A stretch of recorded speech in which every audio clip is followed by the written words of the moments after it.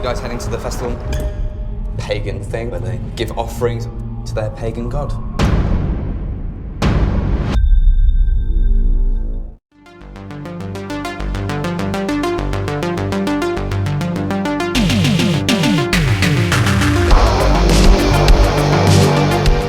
We are talking Sacrilege. This one written and directed by David Creed, and is a first-time director-writer and has a cast of relative unknowns. It's a low-budget British folk horror movie in the line of The Wicker Man. So what we have four female friends that decide that they want to go away and have a girly kind of weekend together out in the country somewhere, get away from their... One of the girls has got an abusive boyfriend. There's been kind of a little bit of a rift between some of their friends. So the idea is that they want to go away, trying to kind of like have a bit of recoup and get away from this hustle and bustle of city life. Now when they're there, they kind of meet this hitchhiker who tells them that this kind of local village is having some type of pagan festival, and there'll be lots of dancing and booze and drugs and all that sort of thing, and of course they want to do it. However, there may be sinister intent here, as this pagan-esque style village may well want to sacrifice these girls to their god, and ultimately the way they do that is to kind of somehow kind of conjure up their darkest fears to ultimately kill them. What will happen? You have to watch the movie to find out. So, let's talk about what works first of all. It's a simple story. You know, you've kind of seen similar films like this before, but I think the movie, for a slow-paced kind of low-budget movie, is fairly well directed, certainly for a first-time director.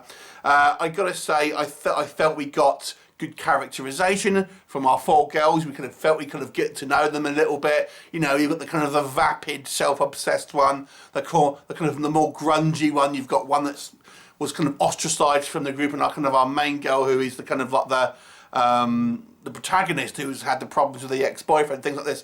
So we get a little bit of characterization. I think it does just enough here to give you an idea about how these kind of girls maybe sort of, you know, have their own personalities.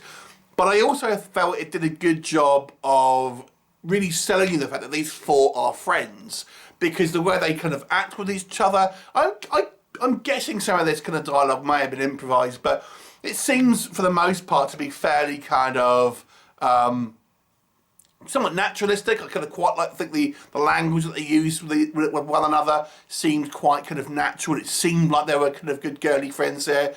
I thought that was all quite good, and I think the a lot of the times I have with these kind of when you have these fears come into life, and the fears come into life trope is one that I've seen many times before, and it's always kind of, oh, here we go, it's going to be low budget. Everyone seems to have fears that you can do on a very low budget. Like for me, for example, it would be a shark, and you know, how would you do that on a kind of a low budget? So they always have fears that are relatively kind of low budget and you can do with not a lot of money. It's always the case with these films.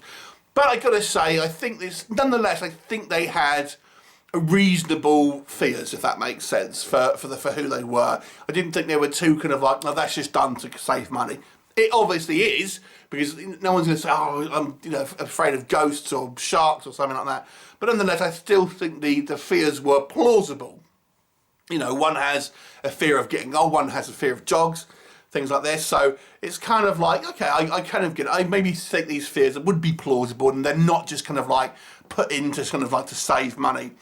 I think the whole pagan thing, you know, it's like when you have a film about witchcraft. I think people, oh, I'm into Wiccan now, and that's not how it is. Yeah, it's a film. It's kind of like, it's not meant to be a real reflection of people who are into the summer solstice and all of that. But for the kind of the purpose of this movie, I thought it has a kind of a creepy-esque vibe, and I think these movies work best when they have a kind of a slow build, and I thought that was kind of quite good. And like I said, it doesn't try to overdo itself. Obviously, it has a relatively low budget, but I do think it has this kind of this creepiness feel to it. And the final confrontation at the end, I've seen some criticism of it. I actually quite liked it, to be honest. What doesn't work? I think this movie is fairly kind of uneventful in a lot of ways. It's a slow-paced movie on a low budget. It can't afford to do lots of set pieces. So there's a lot of kind of like dialogue here and a lot of scenes where it's just the girls kind of like chilling out together and kind of like getting high and all of this. And this, you kind of want something a little bit more sinister to happen. Now, to be honest with you, it doesn't really anything start to happen until the third act. Until the beginning of the third act is when we really start to get anything sort of supernatural. I think it could have done with kind of having a little bit more of a build-up in regards to the kind of the supernatural elements here. Speaking of the supernatural elements, I felt they were very ill-defined about what's actually kind of happening. It's just like, you know, it seemed to making the car stop. It seems to be vague supernatural powers that... And there's a line that I appreciate that says, you basically, it only works is how much you believe the fear is real, just about how bad it can hurt. That I got. But it also seems to have, you know, doors shutting and lights going on and off and stuff as well. And it's just kind of like... They needed a little bit more context. Also in regards to the kind of the villagers, because at the end of the day, you know, it's like, what are they actually getting from this? You know, what's their benefit? And I have some logic issues. Again, I don't want to spoil anything for you, but I'm thinking, what happens at the end from the villagers' point of view? I'm thinking, do you know what? They wouldn't do that because there's going to be, you know, ramifications about what that is, how they acted.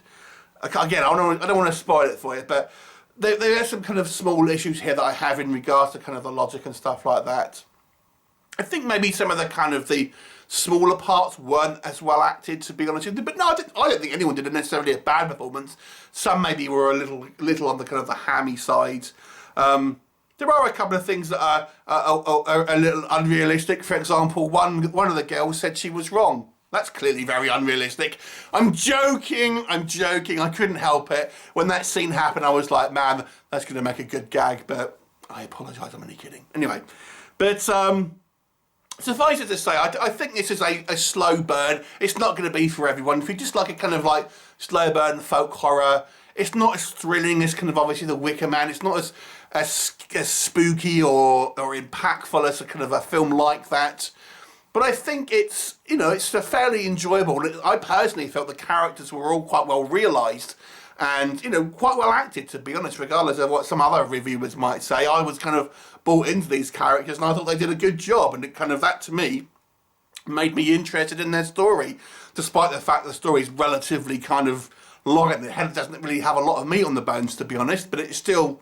I think it was still an okay movie.